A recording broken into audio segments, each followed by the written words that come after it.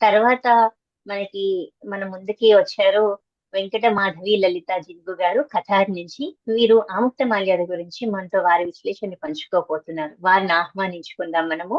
Doctor శ్రీమతి జినుగు వెంకట మాధవి లలిత గారు ప్రజా ఆరోగ్యంలో డాక్టరేట్ డిగ్రీ పొందారు. ఆమె తెలుగు భాషపై ప్రత్యేక మక్కువతో ఛందోబద్ధమైన కవిత్వం, వచన కవిత్వం రాయటం మాత్రమే కాకుండా తాత తండ్రుల పరంపరంగా వచ్చిన సంగీత అభిరుచితో కర్ణాటక సంగీతం, గాత్రం, వీణాలో ప్రావీణ్యం చెప్పుతూ భావితరాలకు మార్గదర్శకంగా నిలుస్తున్నారు. గుంటూరు వాస్తవ్యురాలైన మాధవి గారు గుంటూరులో మరియు హైదరాబాద్ లో అధ్యాపకురాలిగా విధులను నిర్వహించి ప్రస్తుతం planning and statistics authority Qatar దేశంలో పరిశోధకురాలిగా పనిచేస్తున్నారు. భగవద్భక్తి అన్న, కీర్తనలన్నా, లలితమైన సంగీతం అన్న మక్కువ గల మాధవి లలిత గారు తన గాత్రంతో, వీణావాద్యంతో ఖతార్ దేశంలోని కాక ఎన్నో దేశాల్లో అంతర్జాల కార్యక్రమాల్లో చురుకుగా పాల్గొని పలువురు ప్రముఖుల మన్ననలు అందుకున్నారు.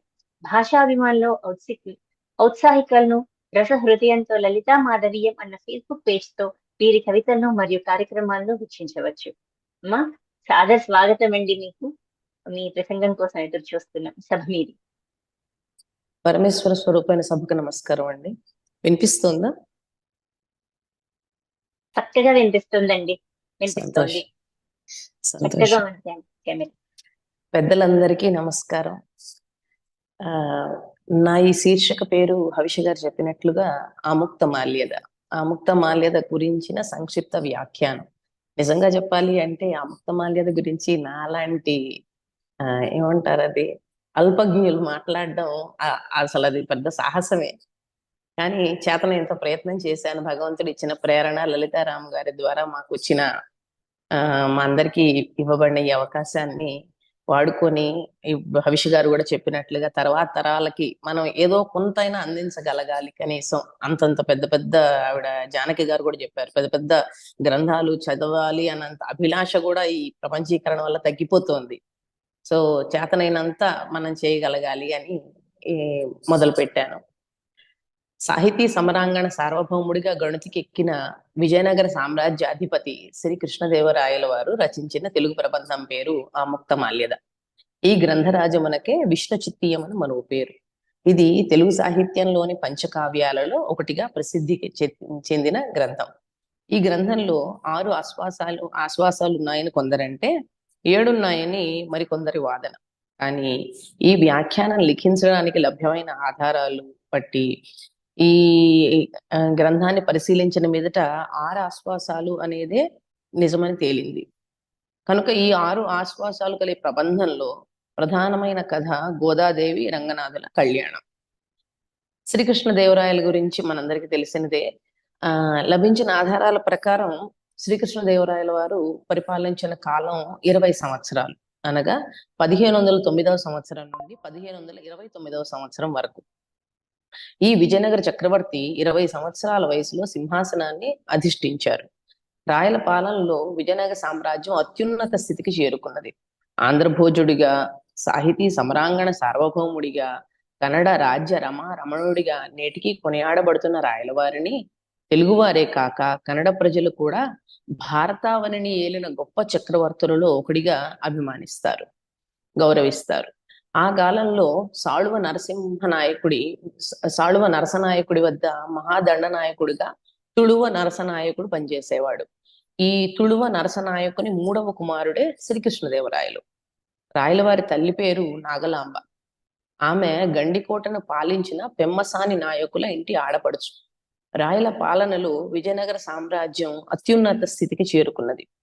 ఈయన పాలనను గురించిన సమాచారం పోర్చుగీసు సందర్శకులు డొమింగో పేస్, న్యూనిజ్ ల రచనల వల్ల కూడా మనకు తెలుస్తుంది. రాయల వారికి ప్రధాన మంత్రి తిమ్మరసు. మనకు సినిమా కూడా ఉందండి, మహామంత్రి తిమ్మరసు అని. శ్రీకృష్ణదేవరాయలు సింహాసనాన్ని అధిష్ఠించడానికి తిమ్మరసు చాలా దోహదపడ్డారు. కృష్ణదేవరాయలు తిమ్మరసును పితృ సమానుడిగా గౌరవించి అప్పాజీ అని పిలిచేవారు, అనగా తండ్రి గారు అని అర్థం. రాయలు విజయనగర అధికారి, భుజబల సంపన్నుడు, ఆర్థిక పట్టిన పట్టు విడువనివాడు, కవి పోషకుడు, రాజ్య నిర్మాతగా పెక్కు మన్ననలు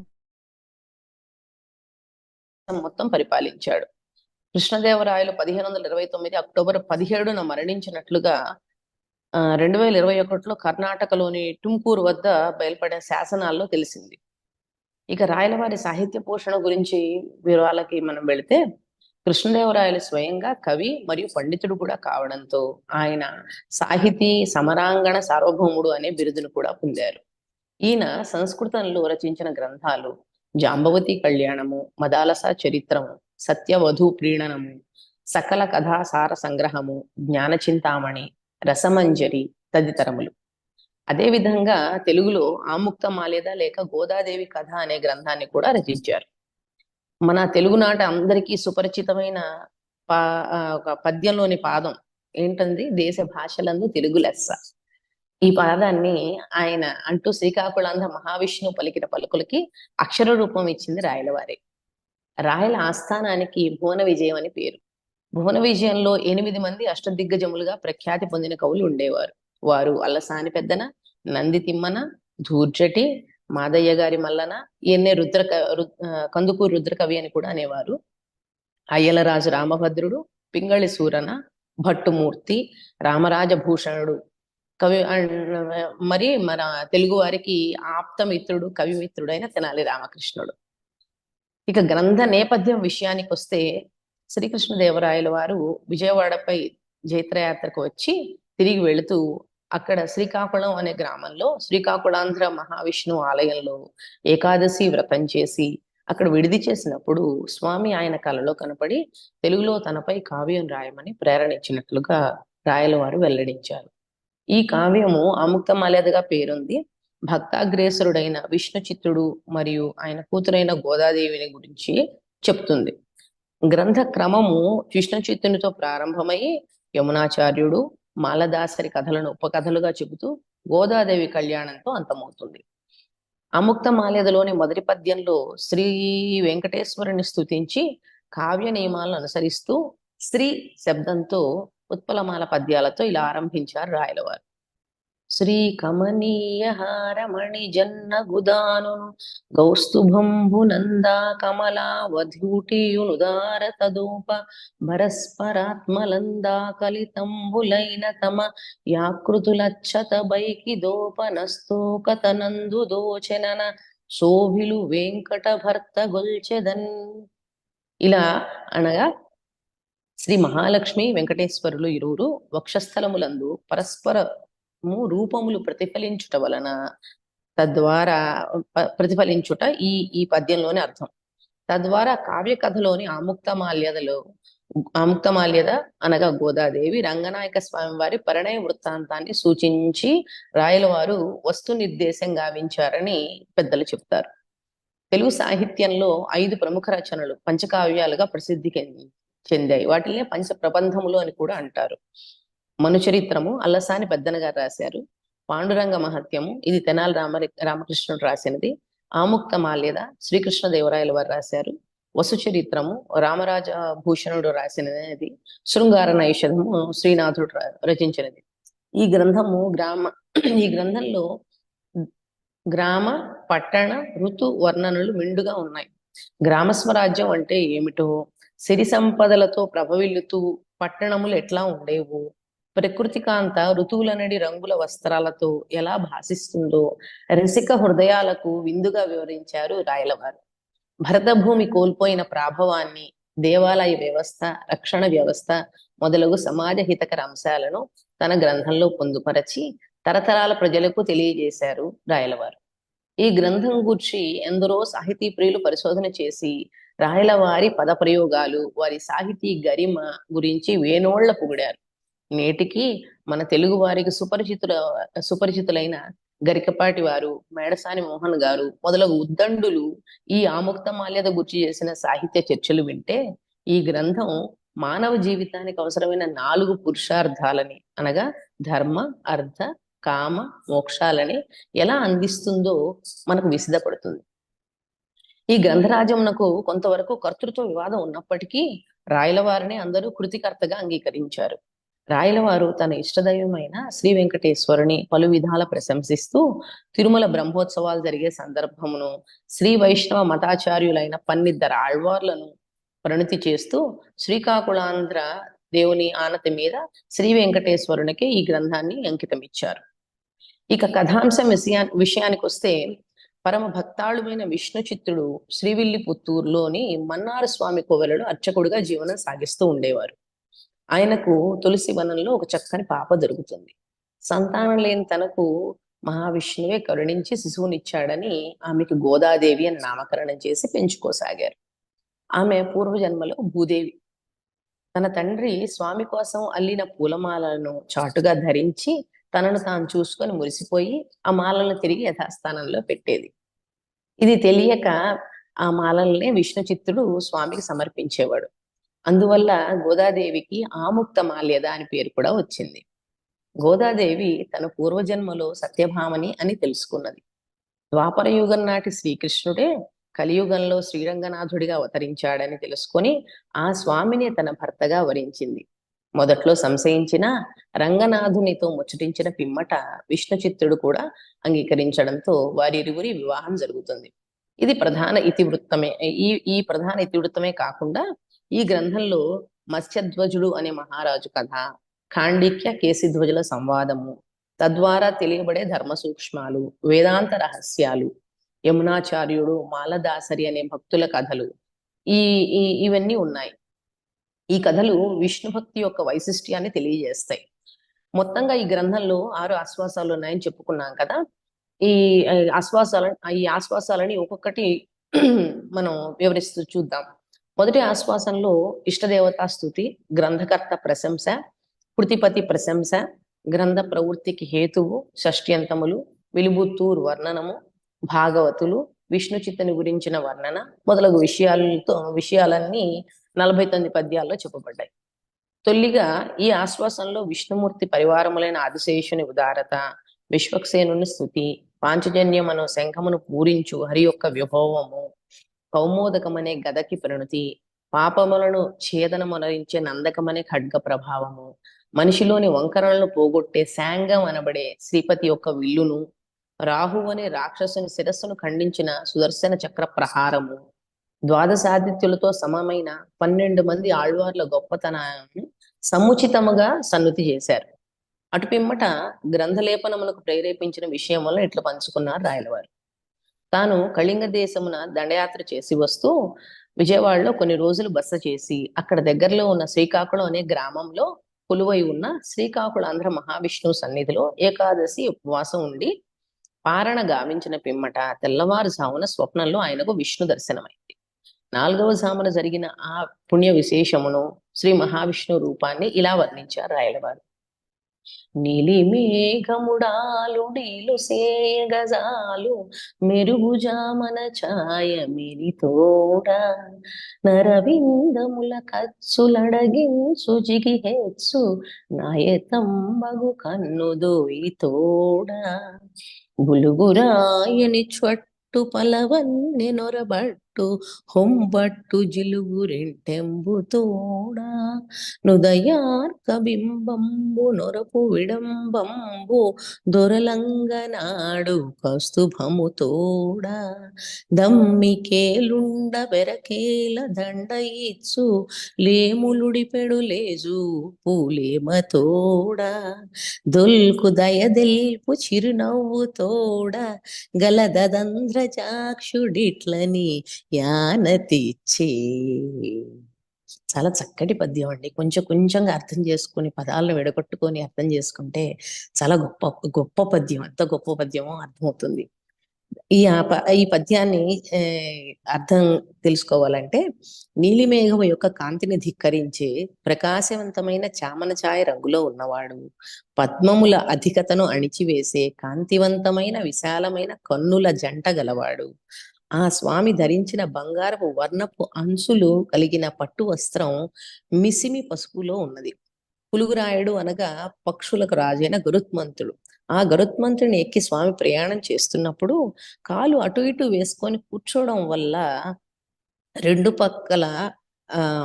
పక్కల రెక్కల వద్ద ఆ పట్టు వస్త్ర రాపిడికి ఆ రంగు పసిమి రంగు గరుడుడి పార్శ్వాల మీద పడి, అనగా పక్క భాగాల మీద పడి, ఆ రంగు పూసుకున్నాయా ఆయన రెక్కలు అన్నట్లుగా ఉన్నట్లుగా ఉన్నారట స్వామి. ఉదయిస్తున్న సూర్యుని కాంతిని ధిక్కరించే లేతదైన ఎర్రని కాంతి కలిగిన కౌస్తుభ మణి కలిగి ఉన్నారు స్వామి. ఆయన పక్కన ఒక ఇంతి ఉన్నది, అంటే స్త్రీ. ఆమె చేతిలో పద్మం ఉన్నది, మరొక చేయి స్వామివారికి ఊతం ఇస్తూ ఉన్నది.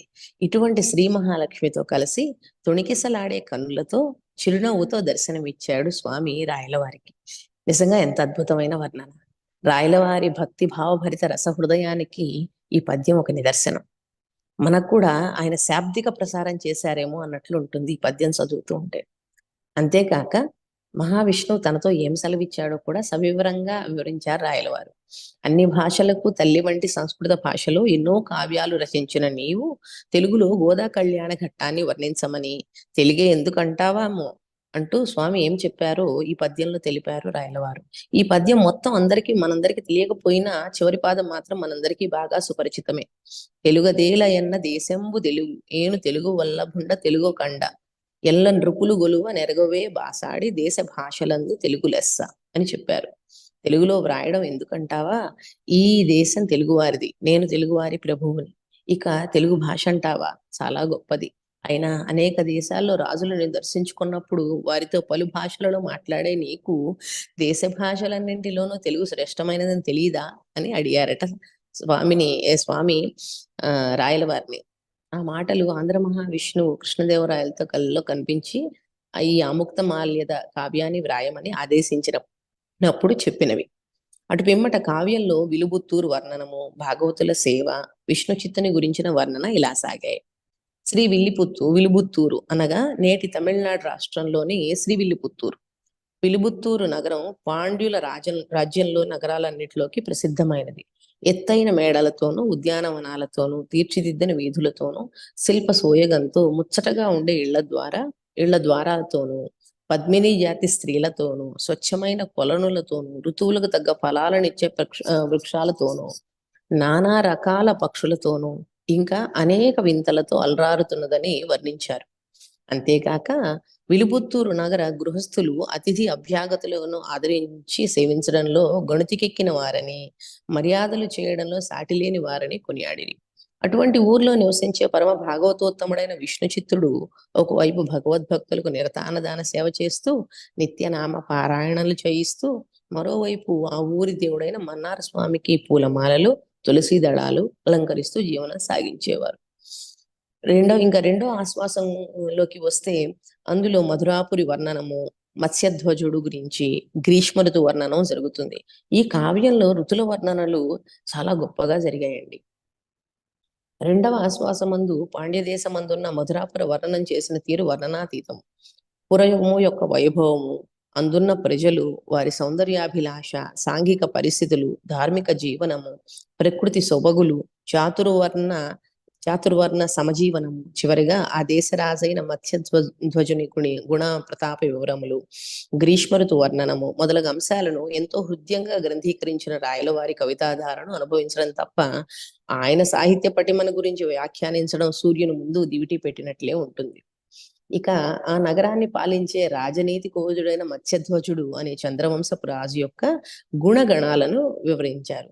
ఆయన కీర్తి ప్రతిష్టలు, ఆ కాలమునందు ప్రవేశించిన గ్రీష్మ ఋతువు యొక్క శోభ, ఆ ఋతువులో జరిపే ఆ ఊరి దేవుడి తెప్ప తిరునాళ్ల ఉత్సవం గురించి ముచ్చటించారు. ఆ తిరునాళ్లను చూడ్డానికి వచ్చిన పరదేశ బ్రాహ్మణుడి ద్వారా భోగలాలసుడైన ఆ రాజుకి కనువిప్పు కలుగుట, విష్ణుదేవుని కృప రాజుపై కలిగి అతని రాజసభలో జరిగే శుష్క వేదాంత చర్చలను ఖండించి అతడికి ఉపదేశం ఉనర్పవలసిందిగా విష్ణు చిత్తునకు స్వామి ఆనతిచ్చుట జరుగుతుంది. తొల్లిగా సంశయించినప్పటికీ పరమేశ్వరాజ్ఞను అనుసరించి విష్ణు చిత్తుడు మధుహారిని మదిలో స్మరిస్తూ మధురా నగరికి పయనమవుతాడు. ఇక మూడవ ఆశ్వాసంలో విష్ణు చిత్తుని వాదము, ఖాండిక్య కేశిధ్వజ సంవాదము ఉంటాయి. తాను స్వతహాగా అంత పండితుడు కాదని కొంత తటపటాయించిన భగవద్ ఆజ్ఞానుసారం విష్ణు చిత్తుడు మధురా నగరి రాజ్యసభలో ప్రవేశించి భగవద్దత్తమైన తన సాహితీ ప్రకర్షతో అందరి వాదాలను ఓడించి మోక్ష కాముకులైన వారికి పరిపూర్ణుడైన నారాయణుని శరణు జొచ్చడమే గమ్యమని చాటి చెప్తాడు. ఈ సందర్భంగా వారికి కాండిక్య కేసిధ్వజుడు అనే అన్నదమ్ముల సంవాదము, వారి ధర్మనిరతిని సోదాహరణంగా వివరిస్తారు విష్ణు చిత్తుడు. ఇంకా నాలుగవ ఆశ్వాసానికి వస్తే విష్ణు చిత్తుని విజయము, విష్ణు చిత్తునకు భగవంతుడు సాక్షాత్కరించడము, ఆయన స్వపుర ప్రవేశం చేయడము, యమునాచార్య చరిత్రము, వర్షాకాలము, శరదృతు వర్ణనము, యామున ప్రభు రాజనీతి, ఇవన్నీ ఉంటాయి. ఈ అంశాలు ఉంటాయి నాలుగవ ఆశ్వాసంలో. విష్ణు చిత్తుని కృపా ఖడ్గాన్ని చేతపుచ్చుకొని అజ్ఞాన వాదనలను విష్ణుదేవుని కృపా ఖడ్గాన్ని చేతపుచ్చుకొని అజ్ఞాన వాదనలను మొదలంటూ ఖండించిన విష్ణు చిత్తుడు ఊరేగింపుగా రాజు పురప్రజలు సాగనంపడంతో తన స్వదేశానికి పోసాగాడు. విష్ణు చిత్తుడికి ఆయన భక్తి ప్రపత్తులకు మెచ్చిన విష్ణువు ఆయనకు ప్రత్యక్షమవుతాడు. పిమ్మట విష్ణు చిత్తుడు తనకు సాక్షాత్కారమైన శ్రీహరిని పరిపరి విధాల స్తుతించి శ్రీహరిని అతడి ఆశీర్వదించి విష్ణు చిత్తుని గృహాన్ని స్వర్ణమయమైన సౌధంగా చేయమని విశ్వకర్మను ఆదేశించడము, పురప్రవేశం చేసిన విష్ణు చిత్తుడికి పురప్రముఖులు బ్రహ్మరథం పట్టడం, అక్కడి నుండి విష్ణు చిత్తుడు మన్నార్ స్వామి దేవాలయానికి వెళ్లి భక్తి శ్రద్ధలతో పూజించి తనకు భగవద్ ఆశీర్వచనంగా సిరి సంపదలు లభించాయని భక్తి భావ భరితం అవడం, ఇవన్నీ వివరింపబడ్డాయి. ఒకనాడు మన్నార్ దేవాలయంలో విష్ణుమూర్తి లక్ష్మీదేవితో విష్ణు చిత్తుని ప్రశంసిస్తూ అతనికి సమవుజ్జి అయిన యమునాచార్యుడి ప్రసక్తి తెస్తారు. అప్పుడు అమ్మవారు ఆయా వివరాలు అడగగా శ్రీహరి ఇలా చెప్తారు. మధురా నగరంలో నాదముని అనే భక్తుడికి మనుమడుగా జన్మించిన యమునాచార్యుడు పరమ విష్ణు భక్తుడు.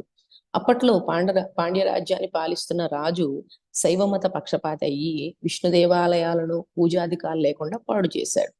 విష్ణు భక్తురాలైన పాండ్యరాజు భార్య రాజును మార్చడానికి యమునాచార్యుడిని ఒప్పిస్తుంది.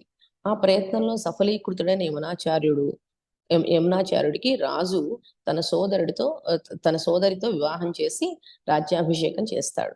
కాలక్రమంలో యమునాచార్యుడు ఆధ్యాత్మికత మరచి భోగలాలసుడై మోక్షానికి దూరం అయినందున అతని తండ్రికి తెలిసిన శ్రీరామమిశ్రుడు అనే అతను యమునాచార్యుడిని సంస్కరించాలనుకునడం, అతనిని కలిసి ఆయన పూర్వులు సంపాదించిన నిధి నిక్షేపాలు కావేరీ జలాల మధ్య దాచబడి ఉన్నాయని, వాటిని చూపించడానికి వచ్చానని చెప్పి రాజుని సపరివారంగా సకుటుంబ సమేతంగా తనతో తీసుకుపోతాడు. అక్కడి నుండి శ్రీరంగానికి వెళ్ళి రంగనాథుని పాదపద్మాలే ఆ నిధులని చూపిస్తాడు శ్రీరామమిశ్రుడు. వెంటనే యమునాచార్యుడికి పూర్వాశ్రమ జ్ఞానం కలిగి తన తప్పు తెలుసుకొని తన కొడుక్కి రాజ్యం అప్పగించి శేష జీవితాన్ని విష్ణు భక్తితో గడుపుతాడు. ఇది నాలుగవ ఆశ్వాసంలోని విషయం. ఇక ఐదవ ఆశ్వాసానికి వస్తే గోదాదేవి వసంత ఋతు వర్ణనము గురించి ఉంటుంది. ఇందులో విష్ణు చిత్తుడు ఒకనాడు అలవాటు ప్రకారం పూజా కైంకర్యానికి వెళ్ళినప్పుడు తులసి చెట్ల గుబుర్ల మధ్య ఒక ఆడశిశువు మెరిసిపోతూ కనిపిస్తుంది. బిడ్డల్లేని తమకు విష్ణుమూర్తే బిడ్డనిచ్చాడని భావించిన ఆ దంపతులు ఆమెను అల్లారు ముద్దుగా పెంచుకొనుట, ఆమె విష్ణుమూర్తి అవతారమైన శ్రీకృష్ణుడి మీద ప్రేమ భావాన్ని పెంచుకొని ఆయన్నే పెళ్లి చేసుకోవాలని మనసులో నిశ్చయించుకొనుట జరుగుతాయి. అముక్తమాల్యద అని పిలువబడే గోదాదేవి తన తండ్రి దేవుడి కొరకు కట్టిన పూలమాలను తాను అలంకరించుకొని విష్ణువునే భర్తగా భావించి మురిసిపోయి తండ్రికి తెలియకుండా ఆ మాలలు తిరిగి బుట్టలో పెట్టేది. ఇది ఐదవ ఆశ్వాసంలో కథ. ఆరవ ఆశ్వాసానికి వస్తే అందులో మాలదాసరి కథ, బ్రహ్మరాక్షస వృత్తాంతము, గోదాదేవి శ్రీరంగమున రంగనాథుని సేవించడం, గోదాదేవి రంగనాథుల వివాహం ముచ్చటించబడ్డాయి. శ్రీహరికే ఎదురు చూస్తున్న తన కూతురు ముఖం రోజు రోజుకు వాడిపోవడం చూసిన విష్ణు చిత్తుడి మనస్సు తరుక్కుపోయింది. తన గోడు శ్రీరంగంలోని స్వామి వద్ద తన గోడు వెళ్ళబోసుకున్న విష్ణు చిత్తుని అమాయకతకు చిరునవ్వులు ఒలికిస్తూ మాలదాసరి కథ తెలిపాడు మన్నార్ స్వామి. అతడి భక్తి ప్రపత్తుల గూర్చి సత్యశీలత గూర్చి వర్ణిస్తూ కుంభజానుడు అనే బ్రహ్మరాక్షసుడి శాప విమోచనం గురించి తెలియజేస్తాడు స్వామి. కపటి అయి తన వేద విద్యను ఆర్జనకు దురాచారమునకు వినియోగించుకున్న ఒక బ్రాహ్మణుడు బ్రహ్మరాక్షసుడు అవడము, ఒక నిష్కామ భక్తి పరుడైన దాసరి వాని అనుగ్రహంతో తన పూర్వ స్థితిని పొందడము జరుగుతుంది.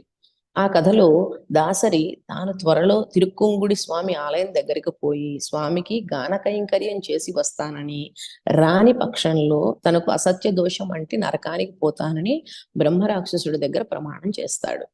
ఆ రాక్షసుడు అప్పటికే చేసిన పాపాలకి ఇన్ని వేల సంవత్సరాల పిశాచ బాధ అనుభవిస్తున్నాను, ఇతని మాట కాదంటే ఇంకా విష్ణు కైంకర్యం అంగీకరించని మహాపాపానికి ఇంకెంతకాలం ఈ భయంకర దుర్భర బాధలు అనుభవించాల్సి వస్తుందో అనే భయానికి దాసరిని విడిచిపెట్టాడు. తీరా అతడి మాట అతడు మాట మీద నిలిచి ప్రాణాలు లెక్క చేయకుండా తిరిగి బ్రహ్మ రాక్షసుడి వద్దకు రావడం చూసి అతని మీద అత్యంత భక్తి ప్రదర్శించి ఆయన అనుగ్రహ వాక్కు వల్ల తన పాపాల నుంచి నిష్కృతి పొందుతాడు బ్రహ్మ రాక్షసుడు. సత్యవాక్ పరిపాలన గురించి, భగవద్భక్తి మహత్యం గురించి ఇది రాయలవారు మనకు చెప్పదలుచుకున్నది. అటు పిమ్మట విష్ణు చిత్తుడికి కూతురే తనకై జన్మించిన భూదేవి అని శ్రీరంగం తీసుకెళ్లి స్వామికి అర్పించమని సూచించాడు స్వామి. స్వామి సూచన మేరకు విష్ణు చిత్తుడు శ్రీరంగానికి కూతురుతో సహా వెడలిపోయాడు. గోదాదేవి రంగనాథుల వివాహం జరిపించిన పిమ్మట శ్రీరంగనాథుడు ఆముక్తమాల్యదను తన ఆత్మలోనికి తీసుకుంటారు. ఇంతటి మహోన్నత గ్రంథమైన ఆముక్తమాల్యదను తెలుగు సాహిత్యం యొక్క అత్యంత రమణీయమైన భక్తిభావ మిళితమైన రచనగా ఎన్నడో కవితా శిఖామణులు పేర్కొన్నారు. ఈ గ్రంథరాజము యొక్క సాహిత్యము మరియు తాత్వికత యొక్క గొప్పతనాన్ని, అలాగే మధ్యయుగ దక్షిణ భారతదేశం యొక్క సాంస్కృతిక మరియు సామాజిక చరిత్రలోని అంశాలను తేటతెల్లం చేస్తూ మనకి విశదీకరిస్తూ కొనసాగుతుంది. ఈ విధంగా ఈ గ్రంథము మంగళాదీని, మంగళ మధ్యాని, మంగళాంతాని అని పెద్దలు నుడివినట్లుగా మంగళంతో మొదలయ్యి మంగళభరితంగా సాగి మంగళంతో ముగుస్తుంది. ఇటువంటి గొప్ప గ్రంథాన్ని చదివి వ్యాఖ్యానాన్ని రాయడం నాలాంటి పామరులకు కొంత సాహసమే అయినా విష్ణుదేవుని ఆజ్ఞతో మొదలయ్యి ఆయన్ని స్తుతిస్తూ ఆయన కళ్యాణంతో ముగిసే అంతటి గొప్ప కావ్యరాజాన్ని చదివి అర్థం చేసుకోగలగడం నిజంగా పరమేశ్వర ప్రసాదం మరియు నా తల్లిదండ్రుల ఆశీర్వాదం. స్వస్తి. నాకు ఇంతటి అవకాశాన్ని ఇచ్చిన పెద్దలందరికీ మరొక్క మారు ధన్యవాదాలు. చాలా సంతోషం అండి. మీకు కూడా ధన్యవాదాలు. ఎంతో మంగళకరంగా విశ్లేషించారు. ఒక్కొక్క ఆశ్వాసంలో ఎలాంటి వర్ణనలు జరిపారనేది, శ్రీకృష్ణదేవరాయలు తెలుగులోనే ఎందుకు ఈ రచన చేశారని లాంటి చక్కటి విశ్లేషణ ఇచ్చారు. చాలా బాగుంది. సింపుల్ గా ఏ ఆశ్వాసాలలో భాగవతాల గురించి కానీ, విల్లిపుత్తూరు గురించి కానీ, ఋతువుల గురించి చక్కగా ఎందులో ఏది ఉన్నదన్న విషయం చెప్పినందుకు చాలా ధన్యవాదాలండి. అది తర్వాత